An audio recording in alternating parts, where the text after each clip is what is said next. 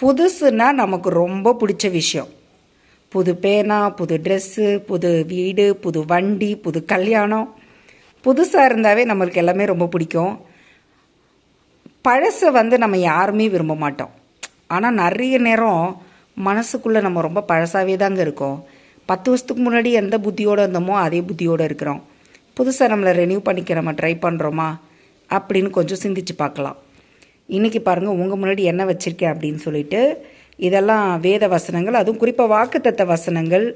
சின்ன குழந்தைங்களுக்கு எப்படி சாக்லேட் பார்த்தா ரொம்ப சந்தோஷமாக ஹாப்பியாக ஆகி எனக்கு வேணும்னு போய் எடுத்துப்பாங்களோ, அதே மாதிரி கிறிஸ்தவங்க மட்டும் இல்லைங்க, நான் நிறையா பேருக்கு இந்த மாதிரி கார்டுகளை கொடுத்துருக்க வசனங்களை ரொம்ப விரும்பி வாங்கிக்கிறத நான் பார்த்துருக்கேன். ஸோ இந்த வேத வசனங்கள் நியூ இயருக்கு அதிகமாக இந்த மாதிரி வாக்குத்தத்த வசனங்கள் சபைகளில் கொடுக்குற ஒரு வழக்கம் உண்டு. எல்லாரும் அதை ரொம்ப விரும்பி வாங்கிப்பாங்க, ரொம்ப ஆசைப்படுவாங்க. ஏன் அப்படின்னா அதில் ஒன்றும் என்ன இருக்குது அப்படின்னா, அது தேவனுடைய வாக்குத்தத்தம், தேவனுடைய ஆசீர்வாதம், அதை பெற்றுக்கொள்வதில் ஒரு பெரிய மகிழ்ச்சி இருக்கிறது.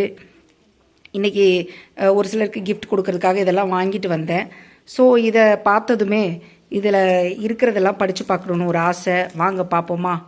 கர்த்தர் சீயோனிலிருந்து உன்னை ஆசீர்வதிப்பார். சங்கீதம் 128:5. இந்த வசனம் பாருங்கள், என் வாழ்க்கையில் நிச்சயமாக நடந்திருக்கு. நாங்கள் வீடு கட்டும்போது அந்த வீட்டுக்கு பேர் கூட ஆண்டவர் சியோன் என்று கொடுத்தார். நான் ஊழியத்துக்காக ஜெபிக்கும்போது கூட சியோன் என்று சொல்லி அதற்கும் பெயரை கொடுத்தார். ஏன் என்னையும் அவர் சியோன் என்றே அழைக்கிறார்.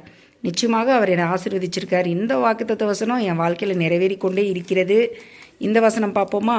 உன்னை அதிசயங்களை காண பண்ணுவேன். உங்கள் வாழ்க்கையில் இது நடந்திருக்கா கமெண்ட்டில் சொல்லுங்கள். மீகா 7:15. நான் முதல்ல ரட்சிக்கப்பட்ட புதுசில் 2004 அந்த வருஷத்தில் இந்த வாக்குத்தத்தத்தை எனக்கு கொடுத்தார். நிச்சயமாகவே என்னை அதிசயங்களை காண பண்ணினார். எங்களை குடும்பமாக ரட்சித்தார். பல பிரச்சனைகள்லேருந்து விடுதலை கொடுத்தார். அனுதினமும் இன்னைக்கு அதிசயங்களை நான் என் வாழ்க்கையில் நான் பார்த்து வருகிறேன். நீங்கள் பார்த்து வந்தாலும் சொல்லுங்கள். பாருங்கள், நானும் என் வீட்டாருமோ வென்றால் கர்த்தரையே சேவிப்போம். இந்த வசனம் பார்த்தீங்கன்னாக்கா, நானும் அம்மாவும் மட்டும்தான் சர்ச்சுக்கு போனோம், ஆண்டவரை தேடணும்.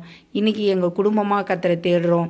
நான் திருமணமாகி கர்த்தரை குடும்பமாக தேடுறது மட்டும் இல்லை, அவருக்கு ஊழியம் செய்கிற பாக்கியத்தையும் அவருக்கு சேவை செய்கிற பாக்கியத்தையுமே என் வாழ்க்கையில் கொடுத்துருக்காரு. இந்த வார்த்தையை என் வாழ்க்கையில் அவர் நிறைவேற்றியிருக்கார். இத்தனை வாக்குத்தத்த வசனம்லாம் இருக்கே, இதெல்லாம் உங்கள் வாழ்க்கையில் நடந்திருக்கா? ஒரு சிலர்லாம் பாருங்கள், ஒரு வார்த்தை சொல்லியிருப்பாங்க, அதை நம்ம வாழ்க்கையில் செஞ்சிருக்கவே மாட்டாங்க. ஆனால் ஆண்டவர் கொடுத்த அத்தனை வாக்குத்தத்தையுமே என் வாழ்க்கையில் நிறைவேற்றிருக்காருன்னு தான் சொல்லணும்.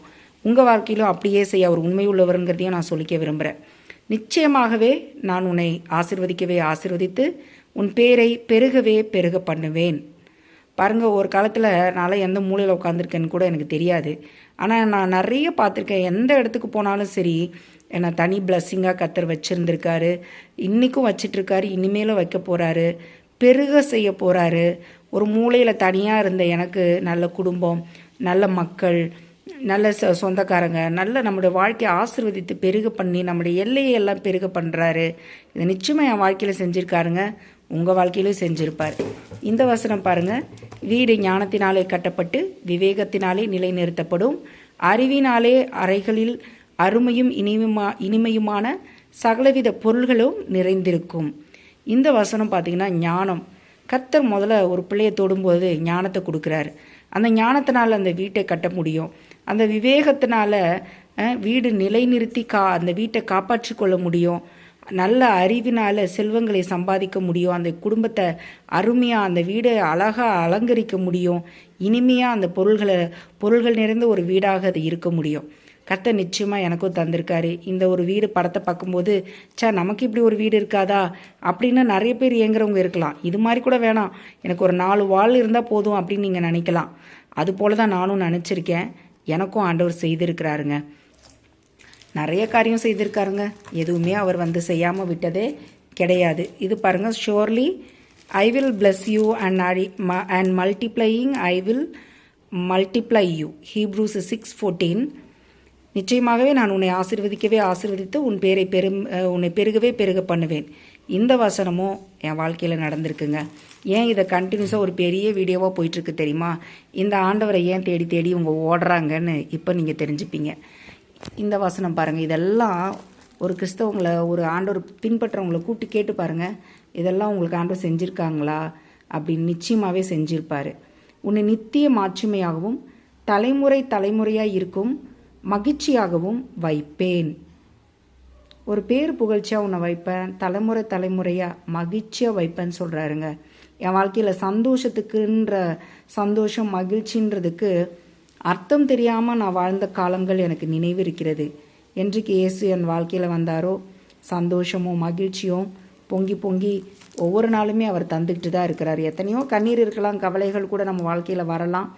ஆனாலும் அதுக்கு மத்தியிலையும் நம்மளை ரொம்ப பிளஸ்ஸிங்காக தான் காட் வச்சுருக்காரு. நம்முடைய விசுவாசமே உலகத்தை ஜெயிக்கிற ஜெயம். பாருங்கள், இந்த விசுவாசத்தை கொடுத்து நம்மளை அநேக காரியங்களை ஜெயிக்க வச்சிருக்கிறாரு. எல்லா சூழ்நிலையிலும் நமக்கு ஒரு விசுவாசம் உண்டு, ஒரு நம்பிக்கை உண்டு, தேவன் இருக்காருன்னு. இது என் வாழ்க்கையில் ஒவ்வொரு முறையும் எனக்கு செய்துட்டு தான் இருக்காரு. இரட்டிப்பான நன்மையை தருவேன், இன்றைக்கே தருவேன். லைஃப்பில் அநேக விஷயங்களில் டபுள் ஃபோல்டு பிளெஸ்ஸிங்ஸ் கிடச்சிருக்கு. நிறையா நம்ம நினச்சதை விட வேண்டிக் கொண்டதை விட அதிகமாக தேவன் செஞ்சுருக்காரு. உங்களுக்கும் செஞ்சுருப்பாருன்னு நான் நம்புகிறேன்.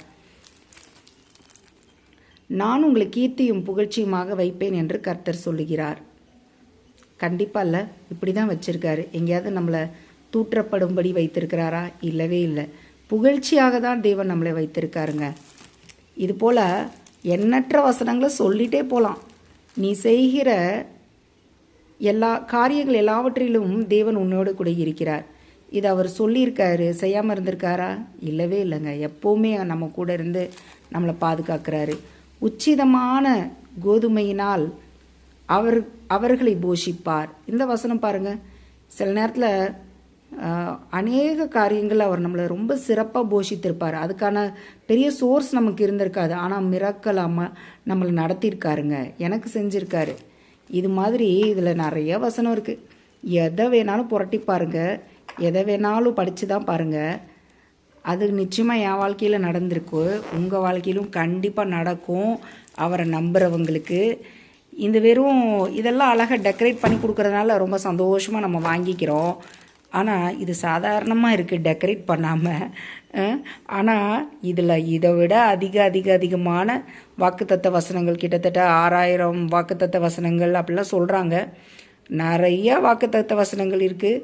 ஆண்டவர் உங்களுக்கு கொடுத்துருக்காரு. இந்த பிளஸ்ஸிங் எல்லாம் நீங்கள் மிஸ் பண்ணாமல் உங்கள் வாழ்க்கையிலையும் நீங்கள் பெற்றுக்கொள்ளணுன்னா இந்த வேதாகமத்திலேருந்து தான் நீங்கள் பெற்றுக்கொள்ள முடியும். God bless you.